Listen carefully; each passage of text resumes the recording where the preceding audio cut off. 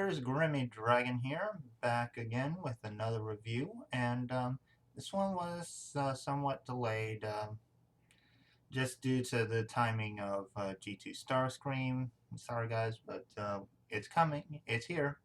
So today we are looking at Battle Armor King Hiss versus Snake Armor He-Man, which was pretty much a nod to the 2002 versions of King Hiss and He-Man, and I was a fan of those. So let's take a look at these, see how they are, and see what we think of them.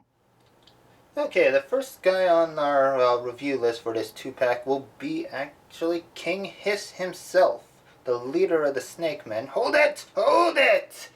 What? Just step back. Let me take care of this one for you. I want to do the villain this time. Hey, I'm the reviewer here. You're just a color commentator. So what? Let me handle it. I can do this. Fine. Fine, go ahead. Knock yourself out. Excellent. So we're going to take a look at King Hiss in his battle armor, which is pretty much just the 2000X King Hiss, which was the superior rendition of the character in my view. And we'll start with the face sculpt, which is excellently done. You may notice he resembles Beast Wars Dinobot, which is appropriate given that he is voiced by the same voice actor as Dinobot, Scott McNeil, and it shows in the TV series. You should check it out. But you got the nice golden headdress with that scowling face and red eyes, which is quite lovely. The collar has a nice bit of armor to it, with a golden outline and the Snake Man logo right in the center.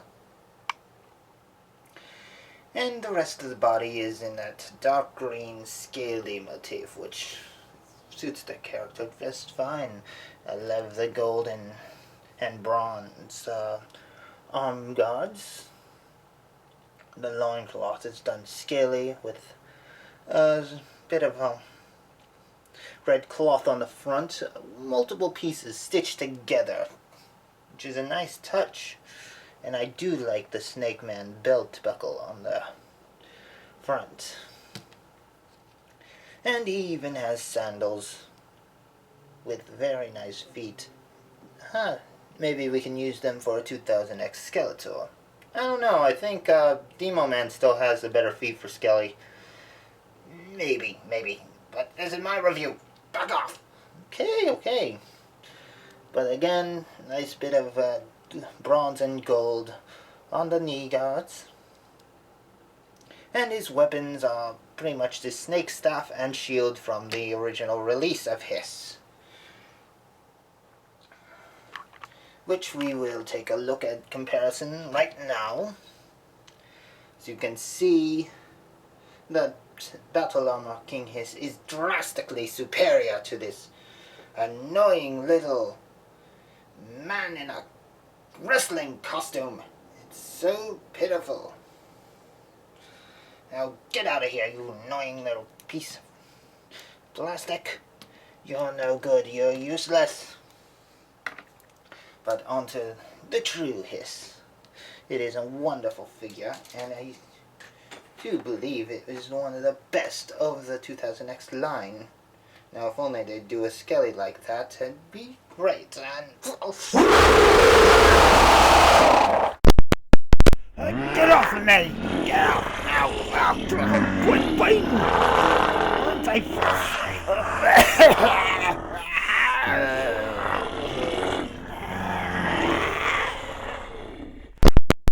Okay, and we're back. Little Grimm's off being devenomized and in traction. That should pretty much teach him never disrespect the vintage.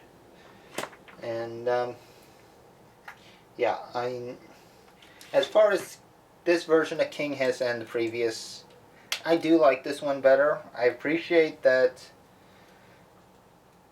the other release of King Hiss was the original look for the character back in the vintage days, but I don't know, it just didn't sell it for me. And 2000X was kind of my hook for He-Man, so this version was what I first saw for Hiss, and I'm quite glad it was, because it was a really good impression. Not to mention I was a huge Beast Wars fan, and hearing Scott McNeil's Dinobot voice from Hiss was quite a treat in itself. But yeah, as Lil Grim mentioned, he does come with the same staff and shield from the vintage styled character, which is done up in a little darker, more muted tone. The snake is the orange that Hiss himself turns into, which is nice. But those are his only accessories. He was supposed to come with a new snake form, but they couldn't fit it in. Just, with all the two figures and each one getting accessories, they couldn't fit it in. So that one's actually getting made into a new figure altogether, which should be available in November. Which hopefully I'll be able to get, but I'm not looking good for that. So I guess pray for some luck. Anyway, even without that, if you have the vintage Hiss, vintage styled Hiss, I mean, it's not the vintage figure, it's just styled after the vintage one. You have his snake form, which you can put on this Hiss. Just rip him in half. Yeah, that's morbid, but you just put the snake form body on the lower torso, and yeah, you got your snake form Hiss. And it doesn't look bad on him. And yeah, I would have liked these snakes to be longer and maybe have that little headdress on the back, just to really sell it. I hope that one, since it has an alternate head, I hope the headdress head can actually be put onto the snake form for it. That would be really cool. But yeah, I don't know yet. But yeah, that's pretty much Hiss in a nutshell. I mean, articulation's pretty standard. You got the head, which is a little hindered by the headdress. Shoulders, biceps, bicep swivel, bend at the elbow, wrist swivel, ab crunch and torso swivel, universal hips, thigh swivel, knee bend, and ankle articulation, which is really tight, which is good because these guys have a habit of falling over if it's not. But yeah, we saw him with the vintage styled, and I'll make sure that's understood, version of Hiss, but let's get him with his partner, or, well, two-pack partner, He-Man. As you can see, they look pretty good together. And if you, for some reason, want to put this up against the more classic-styled He-Man, well, here's that one. So you can see they don't quite match as well, but it'll work. So, but yeah, I mean, Hiss does go pretty well into the classics line, and I do like it. I mean, this is probably going to be one of my favorite figures from the whole line, because I really like that version of Hiss. But on to He-Man himself, who is looking really good in that snake armor. It looks almost exactly like it did in the 2002 series. Not removable. That's fine. It's more of a unique one anyway. I mean, And he'd look kind of weird without this armor piece blocking out the fact that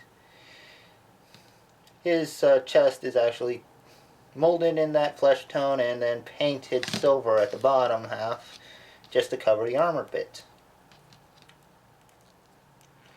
But, yeah, I mean, that looks pretty good. I think I would have liked it if they used the actual battle armor lower torso. But, yeah, he has the abs decked out in silver. So, yeah, I mean, take that as you like.